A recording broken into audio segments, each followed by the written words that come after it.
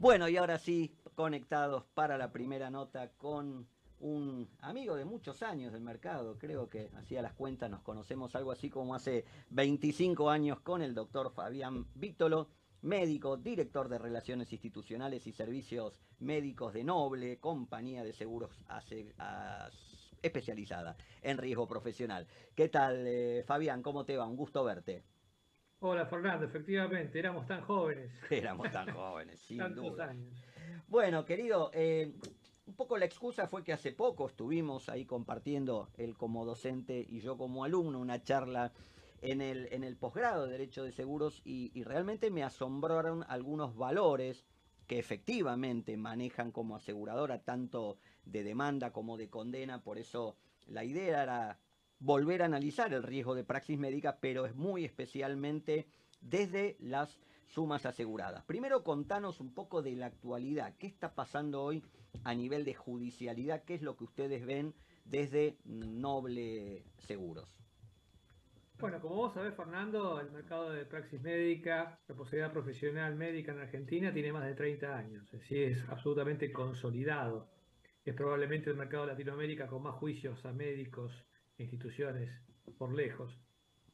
Eh, yo te diría que con esta estabilización del mercado, la frecuencia ya más o menos la conocemos. Es una frecuencia que se mantiene alta, que se mantiene alta. Para que te des una idea, nosotros en Noble, que es la compañía que tiene una buena relación, mejor relación prima sobre siniestros, sobre un universo de más o menos 80.000 profesionales asegurados y más de 2.000 instituciones, entran por mes aproximadamente 40 mediaciones y demandas.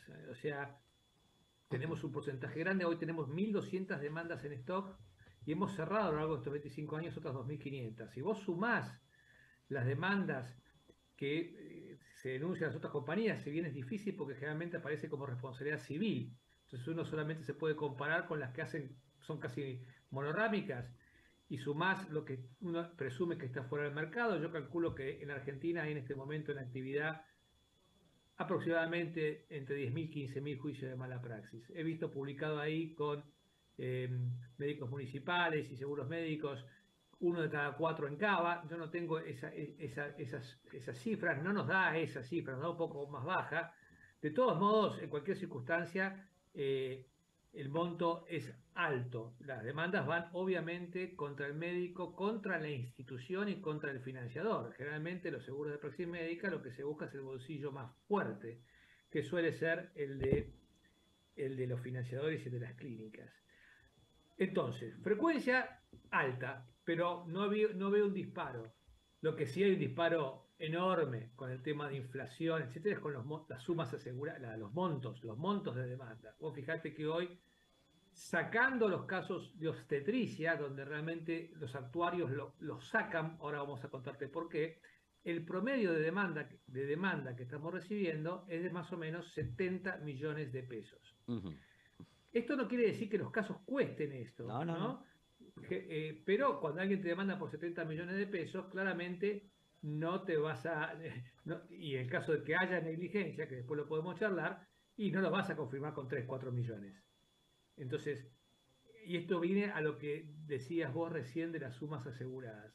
Son realmente absolutamente insuficientes. Yo calculo que muchos productores nos están escuchando, y es importante que estén permanentemente actualizados porque esto va cambiando bimestralmente, te diría, con los niveles de inflación que hay. Fabián, yo lo que veo también es que en general hay gran disparidad de lo que es instituciones a médicos individual. Obviamente que la institución carga con otra frecuencia porque es todo lo que ocurre en la institución. Yo lo que quiero llegar es, en definitiva, cuando sale la sentencia, la tiene que pagar igual el médico individual y solidariamente la institución, sea la clínica o sea la prepaga. Y vos ves, y lo conoces mejor que nada, instituciones con 10, 15 o 20 millones y médicos con apenas uno. Y, a ver, médicos con tan poca suma ya cada vez se ven menos, son Ojalá. pocas las compañías de seguros que están asegurando por 1 millón, digamos. A mí siempre me gusta, cuando hablo con médicos, decirle: "Juan, ¿qué suma tenemos asegurada en RC Automotor en el caso de que vos tengas un accidente y tengas que reparar un daño de un paciente que quedó un peatón que quedó cuadripléjico?" Creo que hoy, vos me corregirás, está en 39 millones o se está aumentando. Acabamos de informar que es 80 millones a partir del 80, primero de enero. Vos fijate, Fernando, un anestesiólogo, por ejemplo, ¿no? Que dejan en depresión respiratoria a 10, 15 pacientes por día.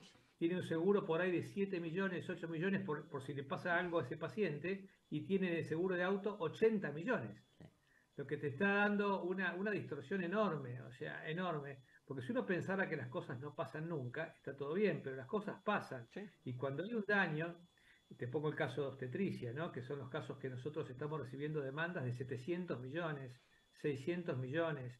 Eh, el daño de un chico con daño neurológico a partir de, podemos discutir, un proceso periparto mal hecho, un sufrimiento fetal que no se atendió a tiempo, son altísimos. Entonces, claramente creo que hay un gran trabajo de concientización sobre la necesidad de sumas, porque es cierto que las clínicas, sanatorios y los financiadores terminan subsidiando a los médicos.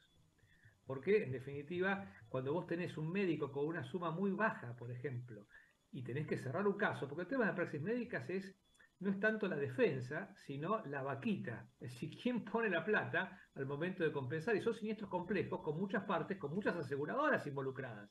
Porque tenés la aseguradora de la clínica, la aseguradora del médico, tal vez hay otro médico, Sí, por ahí hay 3, sí, sí. 4 aseguradoras en un siniestro.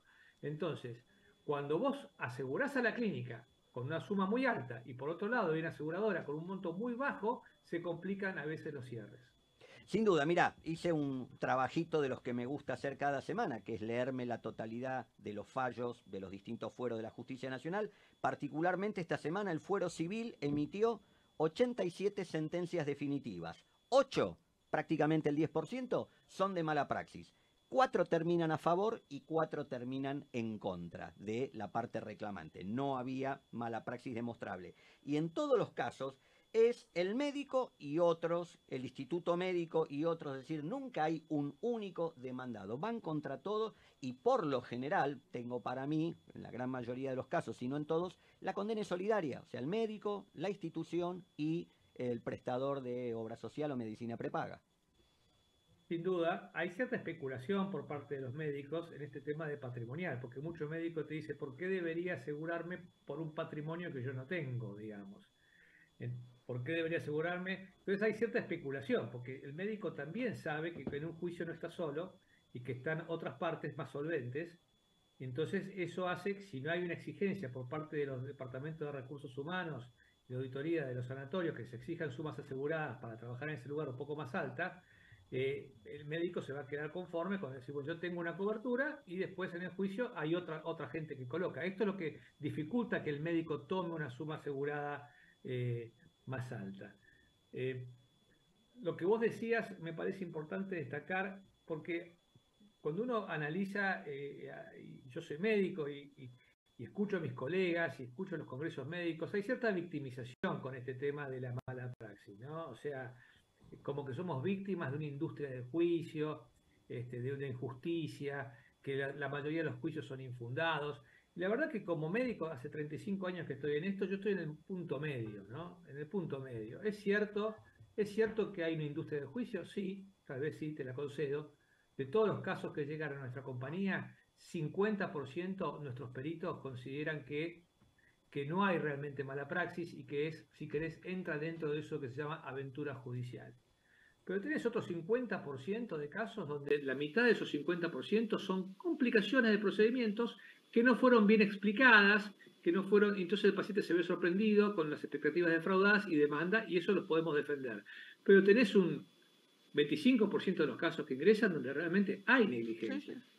Si no, te estaríamos mirando por otro lado. Y esto no quiere decir que los profesionales sean malos profesionales, sino que el sistema es extremadamente complejo. Hoy la medicina es muy invasiva, así como salva vidas de forma milagrosa, se ha vuelto una actividad sumamente compleja, llena de imprevistos, donde las cosas pueden fallar, porque nunca el sistema es estable, y nosotros vemos errores que hay que compensar. En el mundo moderno los daños se compensan. Entonces, la cosa justa, porque a veces se critica mucho la industria de los médicos, reaccionamos corporativamente criticando la industria del juicio, y no miramos para adentro buscando las cosas que realmente debemos corregir. Particularmente volviendo, casi por última vez al tema de fallos. Sabemos, recientemente la Corte avanzó en nombrar un conjuez para poder resolver temas de seguros, entre los cuales, se nos ha dicho al estudio que está, o uno que está interviniendo en este tema, van a ir sobre temas de praxis médica que han llegado a la Corte respecto de condenas en exceso de los límites asegurados de póliza. Han tenido este tema tan discutible, ¿no? De que los jueces condenen sin límite porque hay una aseguradora.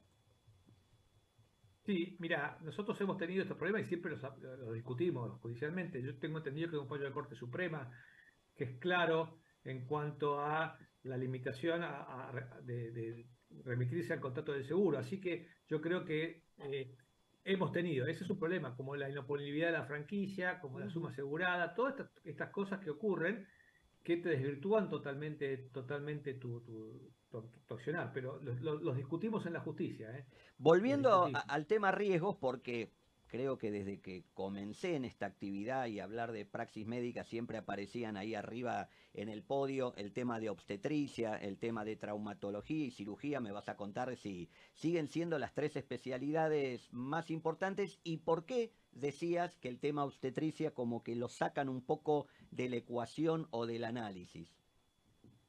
Sí, el tema obstetricia para los asegurados de praxis médica es probablemente como por un asegurador de autos tener un tetrapléjico, un accidente, ¿no? O sea, es la máxima pérdida probable Sí. que podemos tener en estos juicios son obstetricias. ¿Por qué? Primero porque ya duplicás el riesgo. Se trata de una mamá, una persona joven y un bebé, dos vidas, ya de por momento ya lo duplicaste. Ambos con expectativa de vida muy alta, la mujer y ambos con complicaciones muy severas, que en el caso de la mujer puede ser perder la capacidad de volver a concebir, perder Ujú. el útero, en el caso del bebé quedar con un daño neurológico permanente. Y la sociedad no está preparada muchas veces para que un embarazo que ha transcurrido normalmente, que no ha habido mayor problema por alguna situación periparto, el chico nazca con una parálisis cerebral. Si bien hay muchísimas cosas que explican la parálisis cerebral, no necesariamente una mala praxis en el momento del trabajo de parto, te diría que son las menos estas, sino la sorpresa hace que demande. Cuando demandan, la justicia se enfrenta a una mamá con un chiquito deteriorado, con necesidad de apoyo de por vida, y por otro lado con una clínica, un sanatorio, un médico, una financiadora y una compañía de seguros. Más allá de las responsabilidades te condenan generalmente para resarcir esto. Entonces, ya te digo,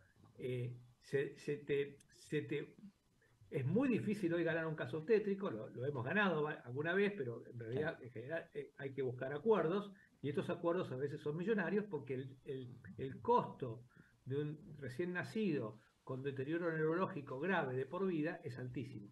¿Y qué pasa cuando te encontrás en un caso de eso donde tu asegurado es un médico con una póliza notoriamente insuficiente? Porque, por un lado, la ley de seguros permite lo que es el depósito en suma asegurada, de acuerdo al artículo 110, pero obviamente que es una situación poco agradable frente al asegurado. Ahora vos tenés 1 millón y tenés una demanda de 80 millones. ¿Cómo se trabaja en ese tipo de casos?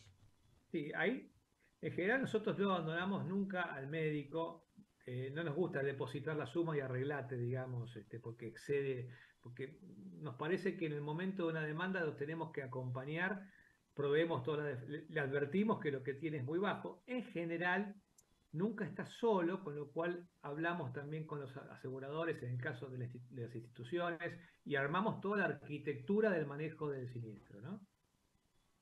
Perfecto. Este,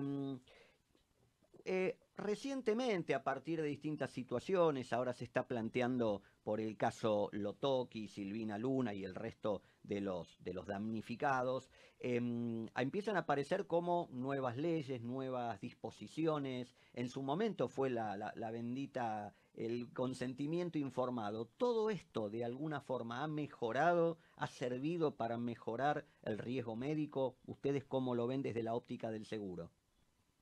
Mira, el riesgo médico está mejorando no tanto por la aplicación de legislación específica, que la hay, como vos bien decís, desde el año 2012 tenemos una ley de derechos del paciente, de historia clínica, de consentimiento informado, se está debatiendo en diputados una ley de seguridad del paciente, la ley Nicolás. Eh, yo te diría que el gran progreso que ha habido es el desarrollo o la toma de conciencia de la magnitud del daño asistencial. Desde el año 2000, desde que se publicó en Estados Unidos un informe muy importante de la Academia de Ciencias de Estados Unidos sobre la cantidad de errores asistenciales que se producen, ha habido todo un movimiento mundial para mejorar la seguridad en los hospitales, como si habláramos de seguridad aeronáutica. Pues fíjate que la gente no pide seguridad hospitalaria, pide buenos médicos. Es como si yo te pidiera buenos pilotos y no un sistema seguro. La gente no pide. Bueno, los progresos no vienen tanto por las leyes, sino por la conciencia de que muere en el mundo, y estos son datos de la OMS,